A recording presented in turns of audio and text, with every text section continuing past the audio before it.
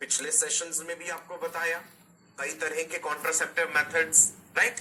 आज भी हम कुछ और कॉन्ट्रासेप्टिव मेथड्स पढ़ेंगे।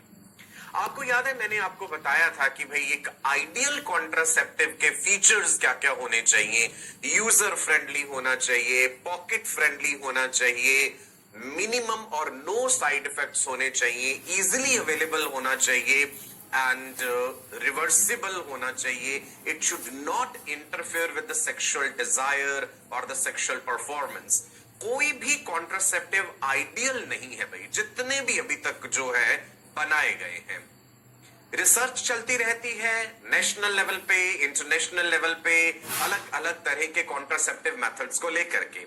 मैं भी आपको आज कुछ कॉन्ट्रासेप्टिव मेथड्स के बारे में बताऊंगा जो अभी अंडर ट्रायल हैं।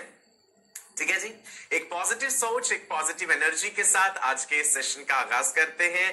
कागज कलम अपने साथ रखेंगे, कॉपी पेन अपने साथ रखेंगे। ऑल माई राजा बेटा एंड रानी बेटियां साथ के साथ इंपॉर्टेंट पॉइंट्स नोट जरूर करेंगे। लिखने की हैबिट आप में जरूर होनी चाहिए। चलिए जी, बढ़ते हैं फिर आज के इस सेशन की तरफ, राइट। बीच बीच में क्वेश्चंस पूछता रहूंगा मैं आपसे, तो जवाब देने हैं आपको। क्या कह रही है जी ये स्लाइड हमें? Doctor, are all contraceptive methods only for women, there is nothing for men. एक सवाल पूछा जा रहा है डॉक्टर से, और वो सवाल ये है कि क्या सभी केमिकल कॉन्ट्रासेप्टिव्स केवल महिलाओं के लिए ही है, फीमेल्स के लिए ही है? क्या मेल्स के लिए कोई कॉन्ट्रासेप्टिव मेथड नहीं है जो केमिकल कॉन्ट्रासेप्टिव हो? तो आज का ये सेशन यहीं से शुरू करते हैं जी। ठीक है जी, क्या है हमारा हेडिंग? देखिए, आप भी नोट कर लीजिएगा, मेल केमिकल कॉन्ट्रासेप्टिव्स। अच्छा, वैसे आपको ये बात याद होनी चाहिए कि majority of the contraceptive methods females के लिए हैं, और उसके कारण भी बताए थे मैंने अलग अलग। फिर से रिवाइज कर ले। फीमेल के केस में एक मंथली साइकिल में एक ओवा बनता है, मेल के केस में सेकंड्स में ही हजारों लाखों स्पर्म बनते जाते हैं। तो भाई एक सिंगल ओवा की प्रोडक्शन को रोकना, स्टॉप करना ज्यादा आसान है as compared to millions of sperms. उनमें से कुछ भी स्पर्म्स अगर बच गए तो वो सक्सेसफुल फर्टिलाइजेशन कर सकते हैं। दूसरा कारण था कि फीमेल्स के केस में वाइडर चॉइस है हमारे पास, अलग अलग लेवल पे हम कॉन्ट्रासेप्शन टारगेट कर सकते हैं। At the level of ovulation, at the level of fertilisation, at the level of implantation, है ना, अलग अलग लेवल्स पे। मेल के केस में इतना ज्यादा चॉइस नहीं। तीसरा सबसे महत्वपूर्ण रीजन ये था that ultimately it is the female who will be getting pregnant out of that act. Ultimately तो फीमेल ने प्रेग्नेंट होना है। She cannot trust the male partner blindly. हो सकता है भाई मेल पार्टनर झूठ बोल दे कि मैंने कॉन्ट्रासेप्टिव गोली खा रखी है, और उसने नहीं खाई है, वो उसे उसका हर्जाना या नुकसान तो उसे नहीं भुगतना ना। So she has to be safe on her side. इसलिए ज्यादातर कॉन्ट्रासेप्टिव मेथड्स फीमेल्स के लिए हैं, राइट। नाउ फिर भी मेल्स के लिए जो कॉन्ट्रासेप्टिव मेथड्स बनाए गए या अंडर ट्रायल्स हैं, उनका एक हल्का सा जायजा ले लेते हैं। सो ये है जी मेल कॉन्ट्रासेप्टिव पिल, जिसकी केमिकल कॉम्पोजिशन है डाइमिथेंड्रोलोन अनडेकोनेट। आपको ये याद रखने की जरूरत नहीं है कि केमिकल कॉम्पोजिशन क्या थी, बस हार्मोन है, स्टेरॉइडल हार्मोन है। यहां पे टारगेट ये होगा कि भाई ये गोली अगर खाई जा रही है तो ये स्पर्म की प्रोडक्शन को यानी स्पर्मेटोजेनेसिस को रोक देगी। नॉर्मली बॉडी फिजियोलॉजी में जो हार्मोन्स हमने पढ़े पिट्यूटरी के, एलएच, एफएसएच। एलएच टेस्टिस में लेडिक सेल्स पे एक्ट करता है और वो टेस्टोस्टेरोन की प्रोडक्शन को रेगुलेट करता है। एफएसएच के रिसेप्टर सर्टोली सेल्स पे होते हैं, और जो सर्टोली सेल्स हैं वो कई तरह के फैक्टर्स बनाते हैं। एंड्रोजन बाइंडिंग प्रोटीन बनाते हैं, इनहिबिन बनाते हैं, मुलेरियन इनहिबिटिंग सब्सटेंस बनाते हैं। तो ये इतने सारे हार्मोन्स का ये जो कह दीजिए एक तरह से हार्मोनल कॉकटेल है, यह मिलकर के स्पर्म प्रोडक्शन रेगुलेट करता है। बाहर से खाई जाने वाली ये गोली, ये स्टेरॉइड की गोली स्पर्म प्रोडक्शन को डाउन कैसे करेगी? स्वाभाविक सी बात है, कहीं ना कहीं शरीर की हार्मोनल प्रोडक्शन के साथ इंटरफेयर कर रही होगी। अब आप देखिए भाई, स्पर्म प्रोडक्शन डाउन करना हमारा मकसद था, चलो आपने वो अचीव कर लिया, लेकिन समस्या ये हो जाएगी कि मेल फिजियोलॉजी को रेगुलेट करने वाला एक इंपॉर्टेंट सेक्स हार्मोन यानी टेस्टोस्टेरोन का लेवल डाउन चला जाएगा। भाई अगर टेस्टोस्टेरोन का लेवल डाउन हो गया तो आप जानते हैं testosterone regulates growth, development, maintenance of secondary sex organs, characters, male से रिलेटेड जितने मैस्कुलिन फीचर्स हैं उनको रेगुलेट कर रहा है टेस्टोस्टेरोन। और अगर आपके द्वारा बनाया गया ये मेथड टेस्टोस्टेरोन के लेवल के साथ इंटरफेयर करेगा तो भाई फिर ये नहीं चल पाएगा, राइट? यही सबसे बड़ी समस्या रहती है। मेल कॉन्ट्रासेप्टिव पिल्स जब हम बनाते हैं तो शरीर का अपना हार्मोनल प्रोडक्शन डाउन चला जाता है उससे, राइट जी? यहां पे दिखाया गया कि हाइपोथैलेमस बना रहा है GnRH, gonadotropin releasing hormone. Pituitary gland पे एक्ट कर रहा है और पिट्यूटरी इसके बदले LH एंड FSH बनाती है। LH की full form luteinizing hormone, FSH की full form follicle stimulating hormone. ये टेस्टिस पे एक्ट कर रहे हैं और लेडिक सेल्स टेस्टोस्टेरोन बना रहे हैं। सर्टोली सेल्स के सारे फंक्शंस हमने डिटेल में डिस्कस करे थे जब हमने मेल रिप्रोडक्टिव सिस्टम पढ़ा था, ठीक है जी। नाउ यहां पे क्या हो रहा है कि जो पिल का हम जिक्र कर रहे हैं उसे ले लेने से LH FSH का लेवल इफेक्ट हुआ है, जिससे कि अब टेस्टोस्टेरोन का लेवल बहुत ही डाउन चला जाएगा। तो भाई ये फिर सही बात नहीं है, right?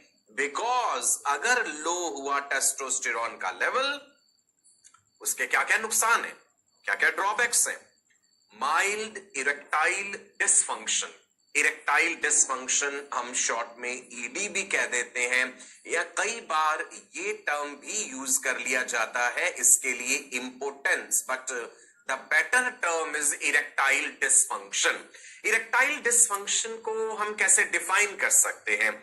It is the inability of a male to achieve or maintain successful erection of the penis so that sexual intercourse is not possible, तो हम कहते हैं इरेक्टाइल डिसफंक्शन है। तो एक ड्रॉबैक ये हो गया, सेक्स ड्राइव, सेक्स डिजायर कम हो जाएगा, एक थकावट महसूस होगी शरीर में, टायर्डनेस और वजन बढ़ना, एक ये समस्या हो जाएगी।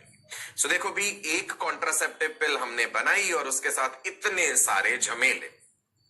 एक और ट्रायल में ये जो पिल आपको दिखा रहा हूं, यहां पे आपको फोटो जो दिख रही है कॉटन दिखाई गई, कपास जैसे हम कहते हैं, कॉटन गॉसिपियम होता है ना बोटेनिकल नेम, तो cotton seed oil gossypol pill बनाई गई उससे। Gossypol is an extract of cotton, cotton seed oil से निकाला जाता है। It has been studied as a male contraceptive pill. ये काम कैसे करती है? It decreases sperm production, but कुछ लोगों में देखा गया कि 20% लोगों में ये परमानेंट ही हो गया भाई, स्पर्म प्रोडक्शन बिल्कुल ही बंद हो गया। इवन तब भी कि जब गोली खाना भी बंद कर दें, तो हम तो ऐसी टैबलेट चाह रहे हैं जो रिवर्सिबल हो, है ना? रिवर्सिबल होना जरूरी है, लेकिन यहां पे ये गड़बड़। दूसरा, ये भी स्पर्म प्रोडक्शन को साथ साथ हार्मोन प्रोडक्शन को डाउन कर दे। So again the male community refused to take this pill. ये चाइना में बनाई गई थी ये पिल, बट ये चल नहीं पाई, गॉसिपॉल पिल। चलो, मेल्स के लिए एक और मेथड बताता हूं जी, एम्स में डेवलप किया गया ये RISUG। It stands for reversible inhibition of sperms under guidance, right? आप बेशक फुल फॉर्म मत याद रखिए, सुनिए सिर्फ। ये ऐसे मेथड्स हैं जो अभी ये बाजार में उपलब्ध नहीं है, मतलब मार्केट में अवेलेबल नहीं है, ह्यूमन ट्रायल्स चल रहे हैं। It is reversible inhibition of sperm under guidance.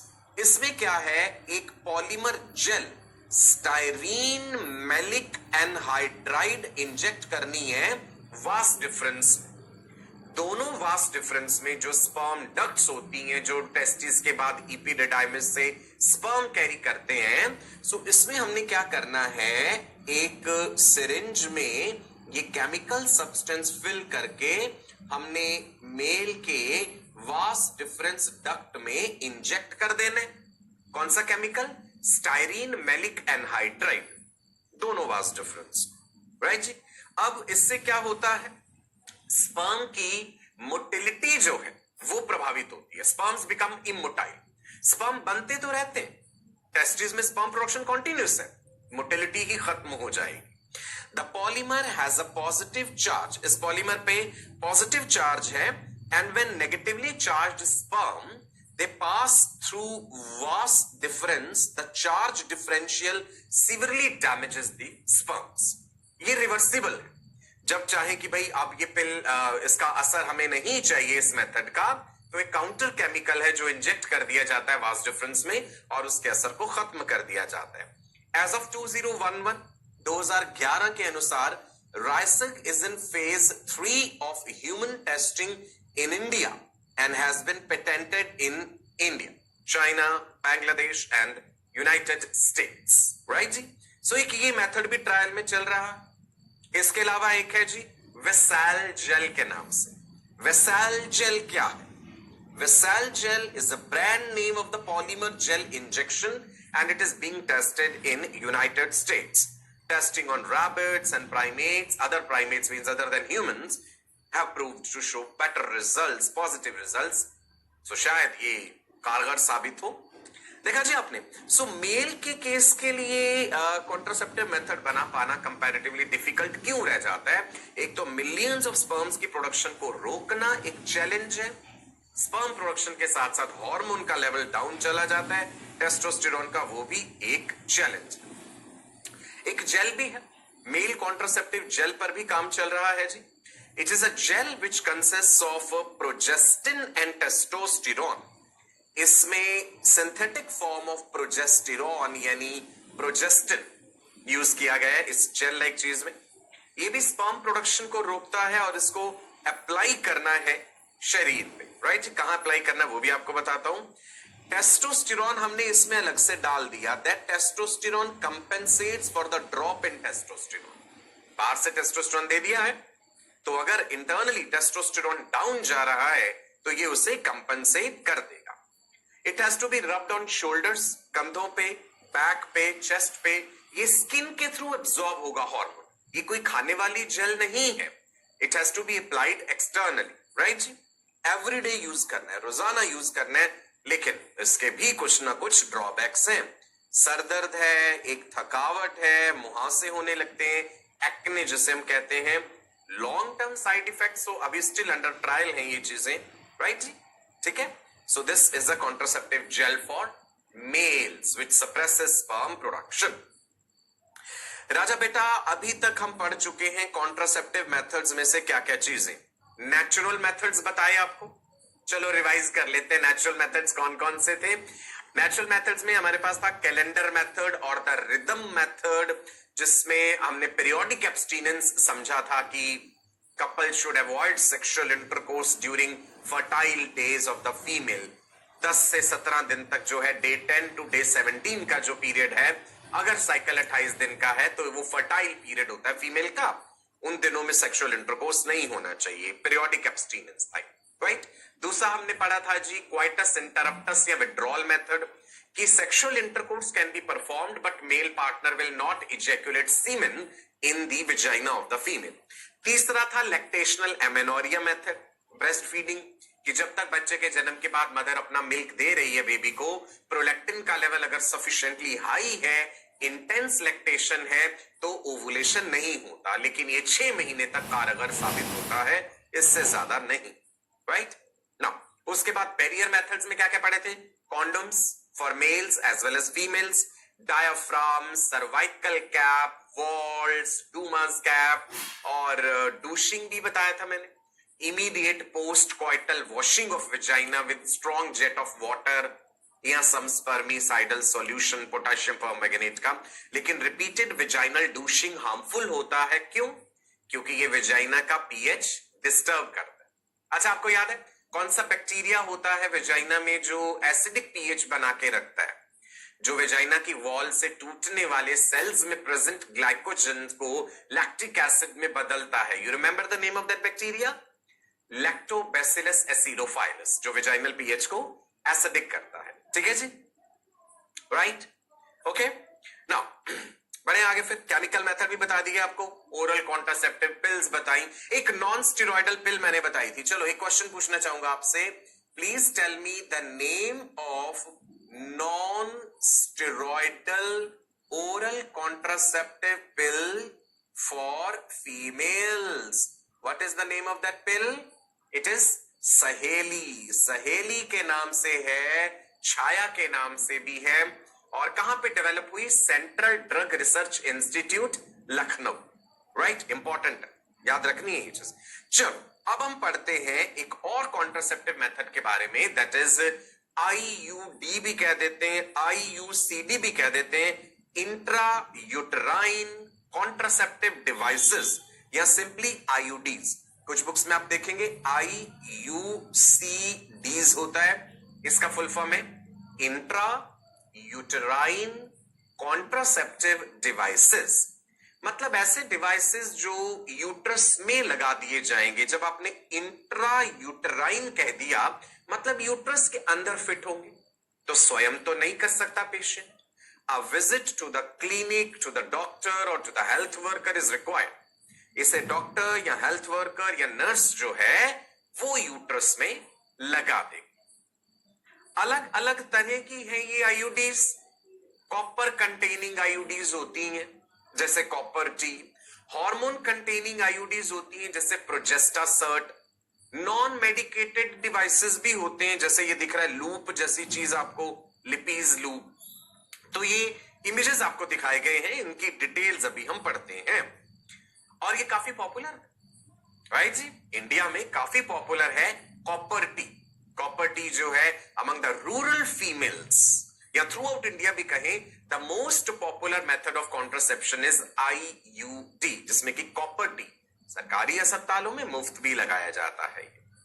So IUDs हैं small birth control devices placed in uterus to prevent pregnancy. Uterus में लगाने हैं, लंबे समय तक कारगर है ये long acting reversible contraception. Long acting है, दिस इज इंपॉर्टेंट। 3 साल तक भी है, 5 साल वाली भी है। आपने टीवी में अलग अलग जगहों पे ऐड सुना भी होगा, फ्रीडम 10 के नाम से भी है। ऐसी भी डिवाइसेस अवेलेबल हैं जो 10 साल तक भी काम करती हैं। तो टाइप्स ऑफ IUDs कौन कौन से हैं एक बार देख लेते हैं। ये जो आपको इमेज में दिखाया गया ना, ये एक IUD ही दिखाया गया। इसके ऐसे 2 विंग जैसी चीज है, एक मेन लिम्ब है, नीचे एक नायलॉन का धागा लटकता रहता है। इसका क्या पर्पस है ये भी आपको बताऊंगा। सो नोट करेंगे जी, कौन सी 3 तरह की इंट्रा यूटराइन डिवाइसेस होते हैं। Number 1, non medicated IUDs। Non medicated, कोई मेडिसिन नहीं है, कोई दवाई नहीं है, कुछ नहीं है इसमें। दूसरा है कॉपर रिलीजिंग IUDs, जो लगातार कॉपर आयंस रिलीज करेंगे। अब आप सोचेंगे ये कॉपर आयंस का क्या काम है यूट्रस में? यस, बड़ा important function. Copper ions suppress sperm motility. वैज्ञानिकों ने स्पर्म्स के ऊपर अलग अलग आयंस का इफेक्ट स्टडी करा और हमें पता चला कि यदि कॉपर आयंस प्रेजेंट है यूट्रस में तो स्पर्म की मोटिलिटी को वो इफेक्ट करते हैं, स्पर्म की फर्टिलाइजिंग एबिलिटी को कम करते हैं। तो क्यों ना ऐसी डिवाइस बना दी जाए जो कॉपर रिलीज करे और लंबे समय तक रहे। तीसरी है जी हार्मोन रिलीजिंग डिवाइसेस, जो हार्मोन रिलीज करे। प्रोजेस्टेरोन हार्मोन होता है इनमें सिंथेटिक फॉर्म, LNG-20 है, प्रोजेस्टासर्ट है, I will discuss that. So 3 categories है मेन। कौन कौन सी? नंबर 1 नॉन मेडिकेटेड डिवाइसेस, जिसमें लिपिज लूप पढ़ेंगे हम। Number 2 copper containing devices, copper T, copper 7, Multiload 375, ये सब कॉपर कंटेनिंग है। और हार्मोन रिलीजिंग डिवाइसेस। चलो एक इंपॉर्टेंट चीज जिस पे क्वेश्चन आता है, मैकेनिज्म ऑफ एक्शन। ये डिवाइसेस काम कैसे करते हैं? सुनो मेरी बात ध्यान से।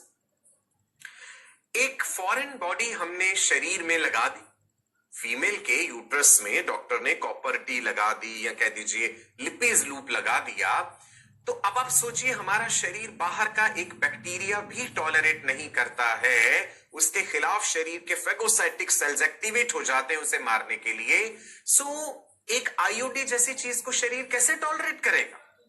तो नेचुरल सी बात है, फेगोसाइट्स का नंबर बढ़ जाएगा यूट्रस में, और जो फेगोसाइट्स का नंबर ज्यादा है, जैसे ही स्पर्म आएंगे फेगोसाइट्स उन्हें खा जाएंगे। एक तो ये तरीका हो गया, है ना। सो पहला पॉइंट क्या है बेटा जी? IUDs increase phagocytosis of sperms within uterus because presence of a foreign body in uterus stimulates the production of phagocytes. Point number 2, copper ions released suppress sperm motility and fertilizing capacity of sperms. ये question कई बार NEET में पूछा हुआ है कि copper T में present copper ions का function क्या है? स्पर्म की मोटिलिटी को सप्रेस करना, एक बात। दूसरी बात, स्पर्म की फर्टिलाइजिंग एबिलिटी को भी कम कर देते हैं कॉपर आयंस। इसके अलावा copper ions make uterine endometrium unfavourable for implantation. एक और इंपॉर्टेंट बात, अगर मान लो कि कुछ स्पर्म बच गए थे जिन्होंने फर्टिलाइजेशन कर दी, कॉपर टी लगा होने पर भी फर्टिलाइजेशन हो जाता है, तो वो फर्टिलाइज्ड स्ट्रक्चर जो है वो यूट्रस में जब पहुंचेगा तो वो इंप्लांट नहीं कर पाएगा। ये एक बड़ी इंपॉर्टेंट बात है। क्यों? क्योंकि कॉपर आयंस ने यूट्रस के एंडोमेट्रियम में कुछ अनफेवरेबल बदलाव कर दिए हैं कि अब वो एंडोमेट्रियम फेवरेबल नहीं रहा इंप्लांटेशन प्रक्रिया के लिए। इंप्लांटेशन तो याद है ना, नाइडेशन भी कहते हैं इसे। Implantation is attachment of developing blastocyst with the wall of uterus. तो कॉपर आयंस ने कितने सारे काम कर दिए, ये आपको याद रखने हैं मैकेनिज्म ऑफ एक्शन में। और अगर ऐसा आईयूडी यूज किया जा रहा है जिसमें कि हार्मोन प्रेजेंट है, हार्मोन रिलीजिंग आईयूडी, प्रोजेस्टासर्ट, LNG-20, अभी हम नाम देखेंगे आगे। अगर ये हार्मोन वाली डिवाइस है तो वो भी, उससे जो हार्मोन लगातार रिलीज हो रहा है, यूट्रस में हमने लगा दी वो डिवाइस, धीरे धीरे लोकल लेवल पे हार्मोन रिलीज हो रहा है, वो यूट्रस के एंडोमेट्रियम को अनफेवरेबल कर देगा इंप्लांटेशन के लिए। एंड नंबर 2, वो सर्विक्स को हॉस्टाइल बना देगा स्पर्म्स के लिए। सर्वाइकल म्यूकस को इतना थिक कर देगा कि स्पर्म्स उसे पेनिट्रेट करके ऊपर नहीं जा पाएंगे। IUDs are ideal contraceptives for females who want to delay pregnancy or space children. No. IUD उन फीमेल्स के लिए आइडियल है जो लंबे समय तक अभी प्रेगनेंसी नहीं चाहती हैं किन्हीं कारणों से, या दो बच्चों के बीच में वो अंतराल रखना चाहते हैं। मान लीजिए पहला बच्चा हो गया है, अभी उन्हें 5 साल, 4 साल, 6 साल दूसरा बच्चा नहीं चाहिए, तो फिर हम कपल को सजेस्ट करेंगे, या आप एज अ डॉक्टर सजेस्ट करेंगे कि भाई रोजाना पिल्स लेने से या कॉन्डोम यूज करने से बेहतर है कि आप आईयूडी लगवा लीजिए। 5 साल तक इफेक्टिव है, आप जब चाहे निकलवा सकते हैं आईयूडी को। ऐसा नहीं है कि एक बार लगा तो 3 साल या 5 साल तक लगा ही रहने देना, नहीं, जब पेशेंट चाहता है तो वो निकलवा भी सकता है डॉक्टर से। It is one of the most widely accepted method of contraception in India. This point is important. ये क्वेश्चन नीट में पूछ सकते हैं। Which is the most popular method of contraception in India? या in rural India भी कह सकते हैं IUDs। अर्बन इंडिया में नहीं, शहरी महिलाएं जो है इंडिया में, उनके चॉइस ओरल कॉन्ट्रासेप्टिव पिल्स है। तो ये अंतर हो जाएगा, अर्बन फीमेल्स का पूछ रही है या रूरल फीमेल्स का पूछ रही है, total overall India. Total overall India में भी आईयूडीज हैं। थ्रू आउट द वर्ल्ड कौन सा है most popular method of contraception? चलिए जी, मेरे सवाल का जवाब दीजिए। Which is the most popular method of contraception through out world? The correct answer is condoms. बताया था आपको ये मैंने। So we have to discuss non-medicated IUDs, copper releasing IUDs and hormone releasing IUDs. So let's first start with non-medicated IUD, जिसमें आपको ये ऐसा दिख रही है, ऐसे लूप जैसी चीज बनी हुई है। अगर मैं ऐसे बनाऊं इसे तो it is something like this, और नीचे एक धागा लटक रहा है यहाँ पे जी। This is Lippes loop, right? क्या कहते हैं जिसे? Lippes loop। कुछ कंट्रीज में अभी भी चलता है, वैसे ओवरऑल को ये बहुत ज्यादा पॉपुलर नहीं है। Double S shaped inert flexible plastic loop, plastic की बनी हुई एक लूप जैसी चीज है, डबल एस शेप्ड है, ओवरऑल ट्रेपेजॉइड सा शेप लगता है इसका देखने में। जब इसको यूट्रस में लगा दिया गया, इंसर्ट कर दिया गया, तो वहां पे फेगोसाइटिक सेल्स की संख्या बढ़ जाए, इम्यून सिस्टम के फेगोसाइट्स बढ़ जाए। I told you, presence of a foreign body in the uterus stimulates the production of phagocytes, और वो फेगोसाइट्स जो हैं फिर खा जाएंगे स्पर्म्स को, और इसके अलावा एंडोमेट्रियम में इंप्लांटेशन भी नहीं हो पाएगा। अब ये लिपिज लूप खुद तो नहीं लगा सकते भाई, ये बात मैंने पहले भी बोली थी। जितनी भी आईयूडीज हैं, चाहे लिपिज लूप है, चाहे कॉपर टी है, कॉपर 7 है, मल्टीलोड 375 है, प्रोजेस्टा सर्ट है, सभी नाम अभी आगे आएंगे, चिंता मत कीजिए। ये सब डॉक्टर से लगवाने हैं, या नर्स से, या हेल्थ वर्कर से। डॉक्टर का मतलब ये नहीं कि भाई एमबीबीएस डिग्री है तभी वो लगा पाएगा, नहीं, नर्स भी लगा सकती है। How to use? A doctor or a trained nurse inserts IUD into uterus. ज्यादा समय नहीं लगता, थोड़े से टाइम में यूट्रस में इंसर्ट कर देते हैं, right? So this loop sits within the folds of the uterine line, uterus में बिल्कुल एडजस्ट हो जाता है जाकर के। एफिशिएंसी ठीक है, 97% है, लेकिन बहुत ज्यादा पॉपुलर ये नहीं है थ्रू आउट द वर्ल्ड। क्या ड्रॉबैक्स देखे गए? एक्सपल्शन ऑफ द आयु, अपने आप अचानक ही भाई यूट्रस से बाहर निकल गई, एक्सपेल आउट हो गई, राइट? ब्लीडिंग एंड पेन कुछ फीमेल्स में रह सकता है, कमर का दर्द रह सकता है, राइट? इर्रेगुलर मेंस्ट्रुअल ब्लीडिंग हो सकती है, पेल्विक रीजन में इन्फ्लेमेशन हो सकता है, तो ये ड्रॉबैक्स हैं। सो फिर वैज्ञानिकों ने सोचा कि भाई कुछ इससे बेहतर करना चाहिए, ऐसी डिवाइस बनानी चाहिए जो नॉन मेडिकेटेड डिवाइस के कंपैरिजन में बेहतर कुछ आयंस डाले जाएं, राइट? मैंने बताया कि कॉपर आयंस को स्टडी किया गया और देखा गया कि उनका बहुत ही बेहतरीन असर है स्पर्म्स को किल करने में, स्पर्म की फर्टिलाइजिंग एबिलिटी को कम करने। अब आप इनकी शेप देखिए, अलग अलग है। आपको टी शेप डिवाइस दिख रही है कैसे? That is copper T. एक आपको ऐसे 7 की शेप में दिख रही है, और एक आपको ये ऐसा मल्टीलोड दिख रहा होगा, something like this. This is multiload. So क्या क्या नाम है जी? कॉपर टी, कॉपर 7 क्योंकि वो 7 की शेप का है, एंड मल्टीलोड 375। इसमें ये 375 क्या है ये भी आपको बताऊंगा। नाउ कॉपर टी का जो मेन फ्रेम होता है, the main frame of copper T, it is made up of polystyrene coated with barium sulfate. It is made up of polystyrene coated with barium sulfate. क्यों? To make it radio opaque. To make it radio opaque, ताकि जब x ray करें तो उसमें इसकी photo पता चल जाए। आपने एक बार कॉपर टी लगा दी, अब कभी 6 महीने बाद, साल बाद हमने चेक करना है कि भाई कहीं कॉपर टी बाहर निकल तो नहीं गई गलती से, या यूट्रस की वॉल को चीरती हुई, पेनिट्रेट करती हुई बॉडी में कहीं और तो नहीं चली गई। तो हम पेशेंट को कहेंगे आप एक एक्सरे करा लीजिए यूट्रस का, हमें पता चल जाएगा उसमें कि कॉपर टी है पोजीशन में या नहीं है। सो इसीलिए कॉपर टी में बेरियम सल्फेट एडेड होता है to make it radio opaque, so that its presence can be detected by X ray. ठीक है, याद रहेगा।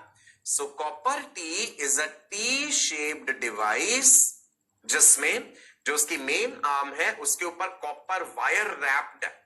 ये कॉपर वायर ही लगातार कॉपर आयंस रिलीज कर रही है। Main frame of copper T is made up of polyethylene or polystyrene coated with barium sulphate to make it radio opaque so that its presence can be detected by X ray. और वो जो nylon का धागा नीचे लटक रहा है, जैसे ये मेन आर्म है, इस पे ये कॉपर वायर है, and a nylon thread is hanging from here. इसका क्या पर्पस है? सुनो, नायलॉन थ्रेड का पर्पस ये होता है कि जब कॉपर टी एक बार यूट्रस में लगा दी तो पेशेंट को पीरियोडिकली ये चेक करते रहना है कि कहीं कॉपर टी खिसक के बाहर तो नहीं निकल गई, या यूट्रस की वॉल को चीरती हुई कहीं और तो नहीं चली गई। सो पेशेंट को आप एडवाइस करेंगे कि आपको पीरियोडिकली अपनी फिंगर्स वेजाइना में इंट्रोड्यूस करके अपनी उंगलियों से फील करना है कि कॉपर टी का ये धागा वेजाइना में फील हो रहा है। अगर ये धागा लटकता हुआ वेजाइना में फिंगर से, उंगली से फील हो रहा है, इसका मतलब है copper T is in position. और अगर ऐसा नहीं फील हो रहा तो इसका मतलब है कॉपर टी स्लिप आउट हो चुकी है, एक्सरे कराना पड़ेगा। ठीक है जी, राइट। ये लिखा है the copper wire is wrapped around vertical stem and nylon thread Hanks from it.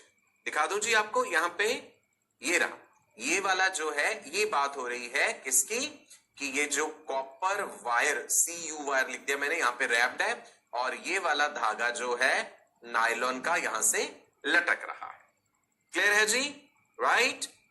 The modern copper containing devices जो अब आ रही हैं बाजार में और बेहतर हैं, उनमें ज्यादा कॉपर है and a part of copper in the form of solid tubal sleeves rather than wire. ये देखो यहां पे सॉलिड ट्यूबल, ये वाले जो दिख रहे हैं ना ऊपर, ये ट्यूबल स्लीव्स कह दिया हमने इसे, इस चीज को। ऐसी वाली कॉपर टी भी आ रही है जिसमें ये ट्यूबल स्लीव भी बना हुआ है कॉपर का, और बेहतर असर वाली।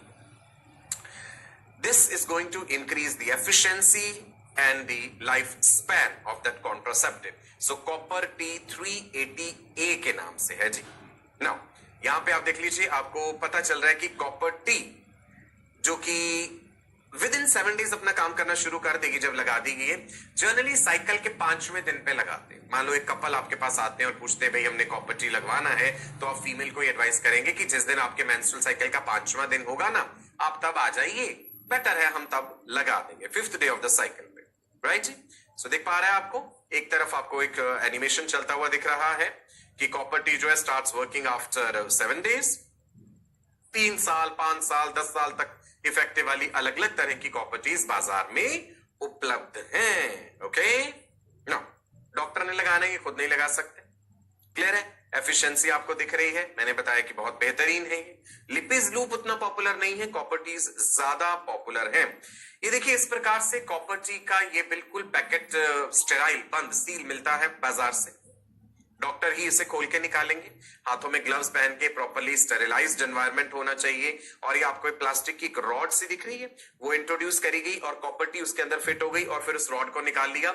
ये रॉड जैसा स्ट्रक्चर जो है वो इंट्रोड्यूस करेंगे वेजाइना के थ्रू और फिर कॉपर टी अंदर फिट कर दी जाएगी। So can you see the copper T, ये वाली जो प्लास्टिक की रॉड सी दिख रही है, इसके दूसरे एंड पे बिल्कुल देखिए, वहां पे कॉपर टी छोटी सी नजर आएगी, जैसे माचिस की तीली होती है ना बड़ी, लगा लीजिए कि उतनी है कॉपर टी। कोई इतना बड़ा स्ट्रक्चर नहीं होता। वैसे भी बताया था कि यूट्रस का साइज नॉन प्रेग्नेंट स्टेट में हेन्स एग से थोड़ा सा बड़ा होता है। So this is copper T, you can see. ये हमने जो उसका इंट्रोड्यूस करने वाला इंट्रोड्यूसर है उसमें डाल के यूट्रस में आगे तक बढ़ाया और फिर उसे छोड़ दिया। कॉपर टी की दोनों आर्म्स जो है वो ऐसे फैल जाएंगी और फिर जिस इंस्ट्रूमेंट से इंट्रोड्यूस किया वो बाहर निकाल लिया। वेजाइना में वो धागा लटकता हुआ रह जाएगा, थोड़ा सा धागा काट देंगे, बाकी धागा अंदर रहने देंगे, राइट। कितने डेप्थ तक उसे अंदर जाना चाहिए वो भी देख लीजिए। सो आपको पोजीशन अब क्लियरली समझ आ गई, इस छोटे से वीडियो के जरिए क्लियर हो गया, right. This is how the copper T is inserted into the uterus. अब इस इमेज में क्लियरली देख लीजिए, कॉपर टी यूट्रस में लगी हुई दिखाई गई है, राइट। नायलॉन का धागा दिख रहा है नीचे वेजाइना में हैंग कर रहा है, उसका पर्पस भी आप समझ गए कि क्यों है, राइट जी। चलो आगे बढ़े, काम कैसे कर रही है। पहले भी हमने जिक्र करा कि आयोडीज के काम करने का तरीका क्या है, जिसमें कॉपर है। सो copper ions decrease sperm motility, important.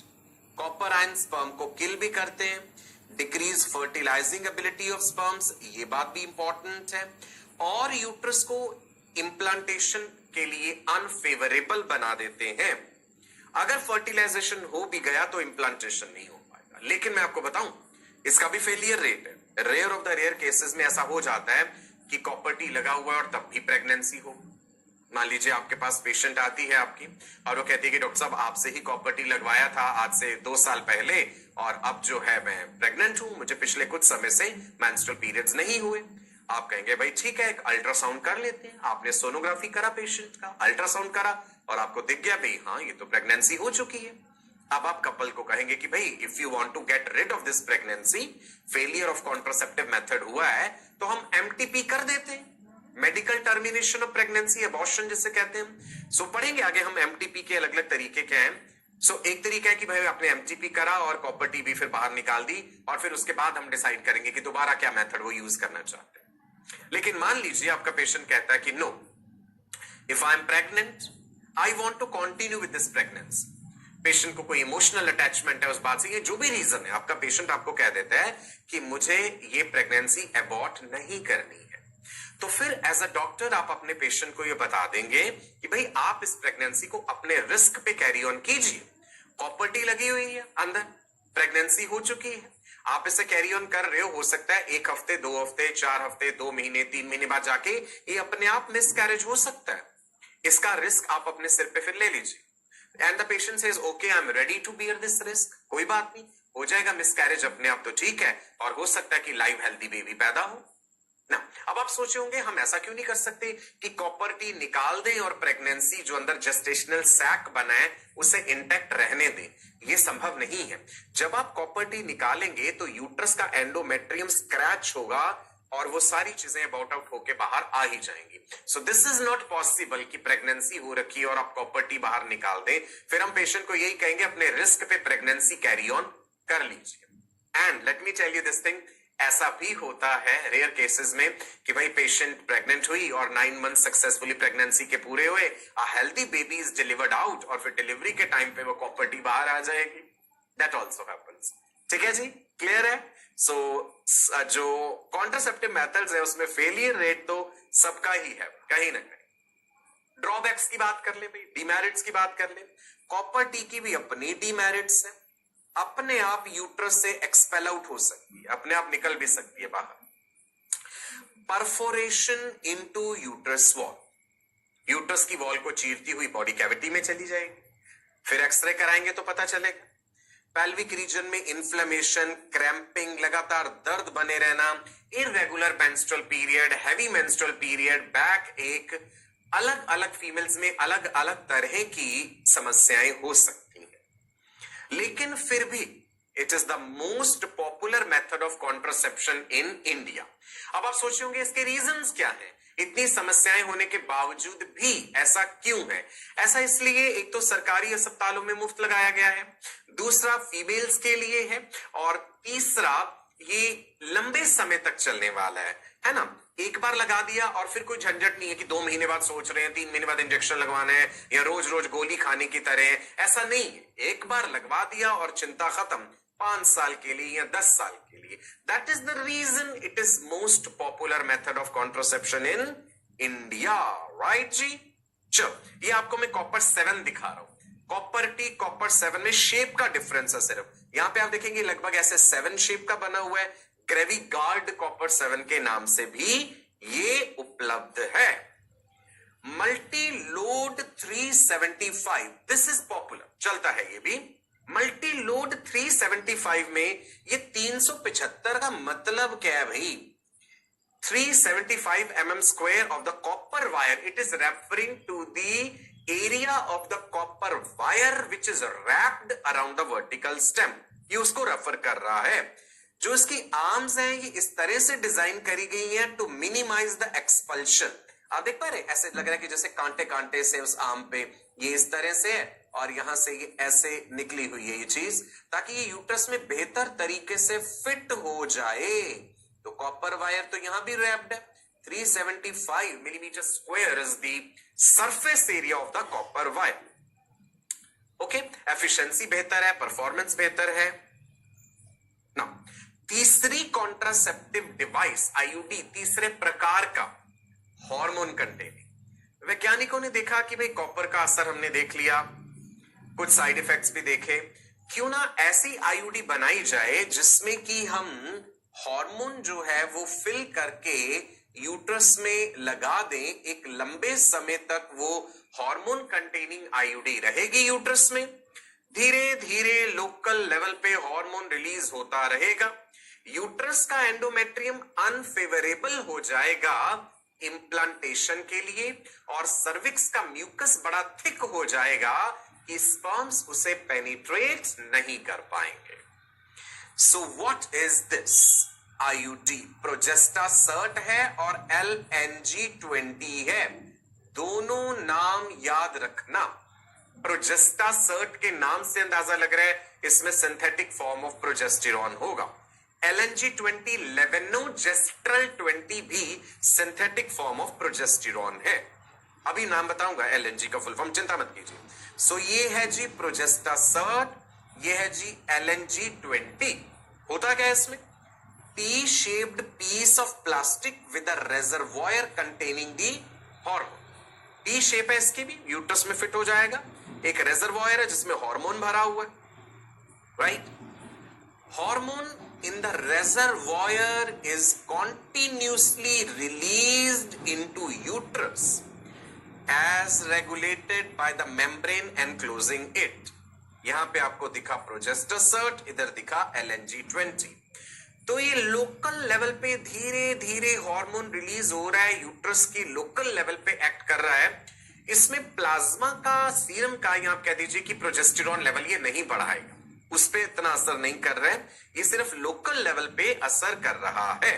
ठीक है, प्लाज्मा में प्रोजेस्टेरॉन आया, बहुत ज्यादा एब्नॉर्मली हाई नहीं हो पाया, लेकिन आया प्रोजेस्टेरॉन, ओवुलेशन को रोका उसने, राइट? और सीरम लेवल का जो है बहुत ज्यादा इंक्रीज नहीं हुए इसमें। सो ध्यान रखना, एक तो प्रोजेस्टेरॉन ओवुलेशन को रोक रहा है। आप जानते हैं जब तक प्रोजेस्टेरॉन लेवल ज्यादा है LH-FSH डाउन रहता है। 1 साल तक इसकी एफिशिएंसी है, और सर्वाइकल म्यूकस को भी ये थिक करता है। ये चीज भी सर्विक्स के म्यूकस को थिक कर देती है। 99% तक एफिशिएंसी इसकी देखी गई है जी। आप कहेंगे 100% वाला नहीं है, कोई भी नहीं, 100% वाला आपको कोई भी नहीं मिलेगा।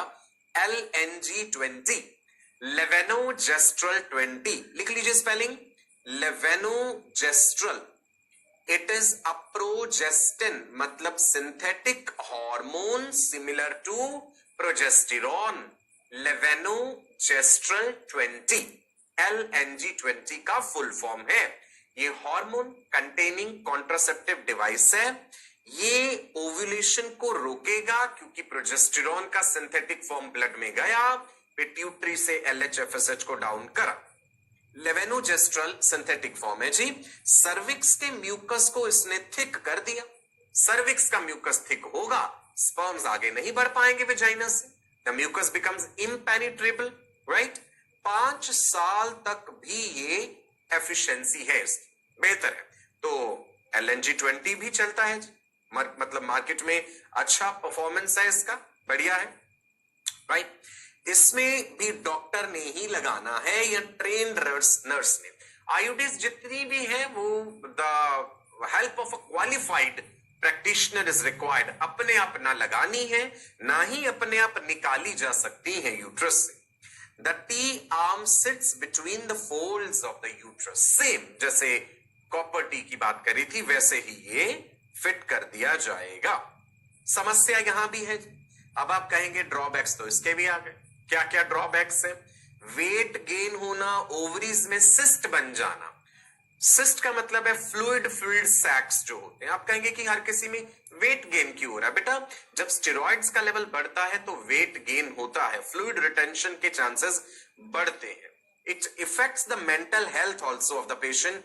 नॉजिया, जी मिचलाना जो है, headache, migraine, low sexual desire and many मोर।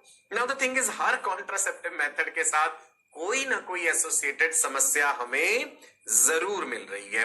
भाई कोई ऐसा होगा जो कोई परफेक्ट कॉन्ट्रासेप्टिव मेथड हम कह सकें, जिसे हम आइडियल कॉन्ट्रासेप्टिव मेथड कह सकें।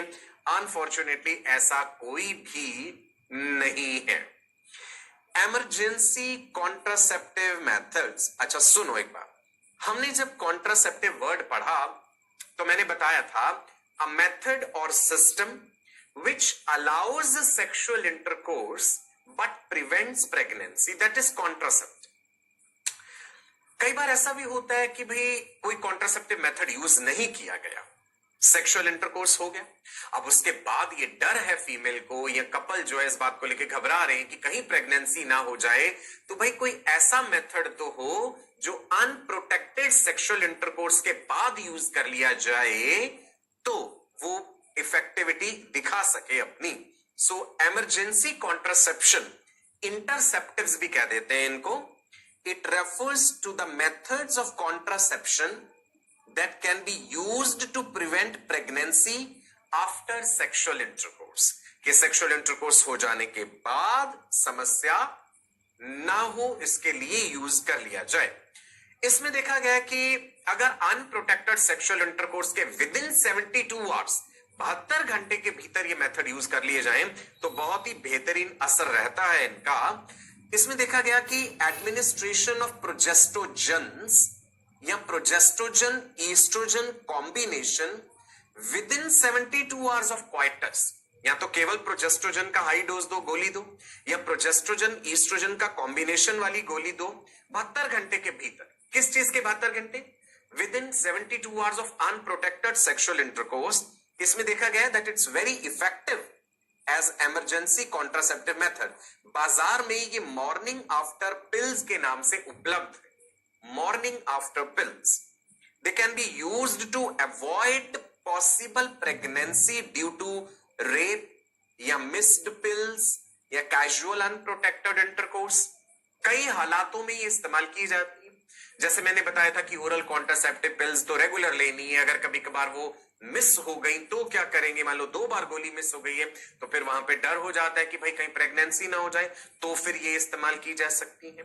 या फिर रेप के केसेस में फोर्स्ड सेक्सुअल इंटरकोर्स है या normal casual unprotected sexual intercourse हुआ है, तब भी ये इमरजेंसी पिल्स जो है वो ली जाती हैं।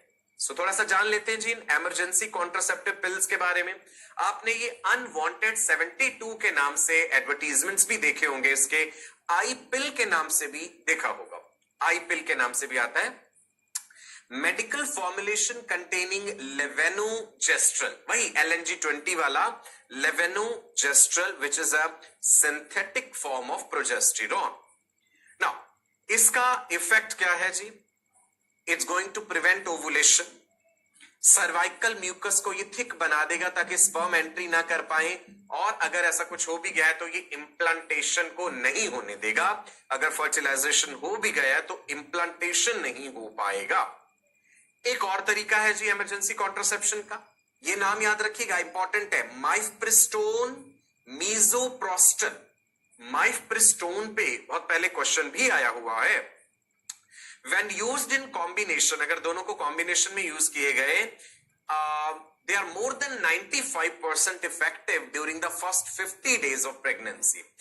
ये 50 दिन तक भी यूज करते हैं। तो कई बार तो ये MTP करने के लिए भी यूज किए जाते हैं, मेडिकल टर्मिनेशन ऑफ प्रेगनेंसी के लिए, लेकिन अपने आप नहीं लेना है ये कॉम्बिनेशन। मान लीजिए अगर ऐसा हुआ है, अनप्रोटेक्टेड सेक्सुअल इंटरकोर्स हो गया और पेशेंट को डर है कि कहीं वो प्रेग्नेंट ना हो, तो मान लीजिए कि हमने चेक भी कर लिया प्रेगनेंसी किट से और टेस्ट पॉजिटिव आया, तो फिर डॉक्टर के पास जाना है भाई।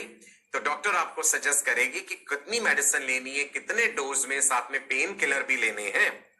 Mifepristone is a single pill treatment. It has very high affinity for progesterone receptors. तो माइफप्रिस्टोन RU486 भी कहते हैं इसे, RU486.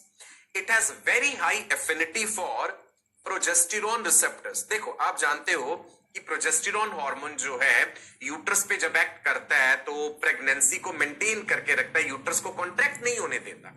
अगर हमने पेशेंट को माइफप्रिस्टोन दे दिया तो जहां प्रोजेस्टेरॉन ने एक्ट करना था वहां जाके माइफप्रिस्टोन एक्ट कर जाएगा, रिसेप्टर के साथ बाइंड कर जाएगा और प्रोजेस्टेरॉन को अपना काम नहीं करने देगा। जब प्रोजेस्टेरॉन ने अपना काम नहीं करा तो यूट्रस कॉन्ट्रैक्ट करेगा। यूट्रस के कॉन्ट्रैक्ट करते ही जितनी एंडोमेट्रियल लाइनिंग अंदर बनी है, राइट, चाहे फर्टिलाइजेशन हुआ था नहीं हुआ था, वो सब चीजें along with blood and mucus expel out हो जाएंगी।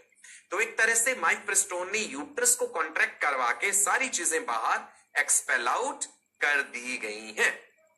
ठीक है जी, क्लियर है। सो असर बेहतर रहता है इनका अगर ये 72 घंटे के भीतर जो है ली जाती हैं ऐसी पिल्स। और अगर 72 घंटे बीत चुके हैं, जैसा कि मैंने कहा कि माइफप्रिस्टोन एंड मीजोप्रोस्टल वाले केस में, तो फिर डॉक्टर की गाइडेंस के अंतर्गत ही ऐसा करना है, स्वयं ऐसा नहीं करना चाहिए। इज इट क्लियर जी? राइट। अब ड्रॉबैक्स इनके भी हैं। बार बार अगर ये कर रहा है पेशेंट, हर महीने ही ऐसा हो रहा है, तो ये गलत है। ये कभी कभार यूज के लिए है ये इमरजेंसी कॉन्ट्रासेप्टिव्स, ये रेगुलर यूज के लिए नहीं है। बिकॉज इस केस में जो है पूरी बॉडी फिजियोलॉजी इफेक्ट होती है। यहाँ पे abdominal pain, headaches, changes in the period schedule, sickness की फीलिंग, ये सब चीजें आ सकती हैं पेशेंट में इवन एक सिंगल टाइम पे यूज करने के बाद भी, सो फिर डॉक्टर की सलाह मशवरा जो है वो जरूर लेना चाहिए। ये थे इमरजेंसी कॉन्ट्रासेप्टिव पिल्स। क्लियर है जी इतना? राइट नाउ एक और बात बताना चाहूंगा कि जो कॉपर टी है, इसको भी as an emergency contraceptive method use किया जा सकता है। ठीक है जी? ये इंप्लांटेशन को तो रोकता है ना, ये बात मैंने पहले ही बताया था। सो मान लो कभी अनप्रोटेक्टेड सेक्सुअल इंटरकोर्स हो गया है और डर है कि भाई प्रेगनेंसी ना हो जाए, तो फिर एक लॉन्ग टर्म सॉल्यूशन ही कीजिए, वो बेहतर होगा। डॉक्टर के पास जाएं, कंसल्ट करें, उन्हें ये बात बताएं, तो वो कहेंगे कि ठीक है जी, फिर आप कॉपर टी लगवा लीजिए। The IUD must be inserted by a doctor or trained nurse within the 5 days of unprotected sex. Within 5 days वो लगवा लेना चाहिए। Is it clear ji? Right? So अभी तक हम पढ़ चुके हैं natural methods, barrier methods, chemical methods, intrauterine devices. अब हमारे पास बचे हैं जी सर्जिकल मेथड्स, जिन्हें हम टर्मिनल मेथड्स या परमानेंट मेथड्स भी कहते हैं। इनके बारे में जिक्र करूंगा आने वाले सेशन में। आपको वेसेक्टोमी और ट्यूबेक्टोमी के बारे में बताऊंगा, वेसेक्टोमी की सर्जरी भी दिखाऊंगा आपको मैं। एक्साइटेड है ना उस चीज के लिए? आई नो सर्जरीज देखना हमेशा आपको अच्छा लगता है।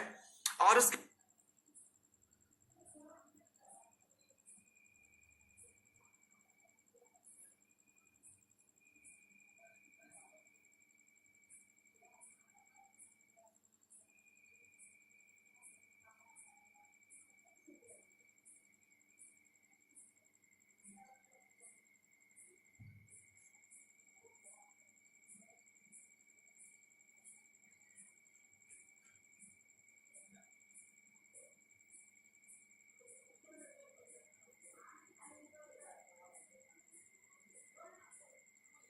अलावा MTP के बारे में बताऊंगा, मेडिकल टर्मिनेशन ऑफ प्रेगनेंसी।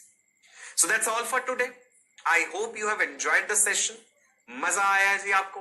बहुत सारी नई बातें पता चली होंगी।